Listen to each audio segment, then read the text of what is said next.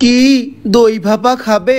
সত্যি আমি শিওর এই ভিডিওটা 1 মিলিয়ন ভিউজ তো যাবেই, কারণ এরকম মারাত্মক একটা দই ভাপা আমি ছাড়া তোমাদের কেউ বানিয়ে দেখাবে না। তো প্রথমেই এখানে কিছুটা দই নিয়ে সুতির কাপড় দিয়ে চেপে চুপে যত জল আছে সব বার করে নিয়েছি। দইয়ের মধ্যে জল থাকলে কিন্তু এই রেসিপিটা একদম তৈরি হবে না। তো আগেই বলে দিই, আমি কিন্তু এখানে টক দই ইউজ করছি। এটাকে ভালো করে ফেটিয়ে ফেটিয়ে এমন করতে হবে যেন ভেতরে দানা দানা না থাকে। তো এই দেখো, আমি এখানে একটা কনডেন্স মিল্কের ডাব্বা কিনেছি। এটার দাম 150 টাকা। বাপরে বাপ, এত দাম হলে জিনিসপত্র কেনা যায়? এটার জন্য কিন্তু ভিডিওটা একটা লাইক অবশ্যই করে দিও। তো প্রথমেই তো আমি বুঝতেই পারছিলাম না ঢাকনাটা কি করে খুলে, তারপর অনেক চেষ্টা করার পর ভালো করে গায়ে জোরে টেনে টুনে ঢাকনাটা খুললাম। তারপর কনডেন্স মিল্কটাকে এই দইয়ের মধ্যে দিয়ে দিলাম। যেহেতু এই কনডেন্স মিল্কটা প্রচন্ড মিষ্টি হয়, আমি কিন্তু আলাদা করে আর চিনি অ্যাড করব না। এরপর কালার অ্যাড করার জন্য হলুদ ফুড কালার 2 ফোঁটা এর মধ্যে দিয়ে দেবো। তোমরা চাইলে কেশর অল্প দুধের মধ্যে গুলেও এর মধ্যে দিয়ে দিতে পারো। ব্যাস, তারপর দই, কনডেন্স মিল্ক আর ফুড কালারটাকে ভালো করে গুলে গুলে গুলে গুলে গুলে গুলে গুলে গুলে মিশিয়ে নাও। এরপর এই মিশ্রণটাকে একটা বাটির মধ্যে রেখে ভালো করে এটাকে সেট করে নেবো আর ওপরটা ফয়েল পেপার দিয়ে মুড়িয়ে দেবো।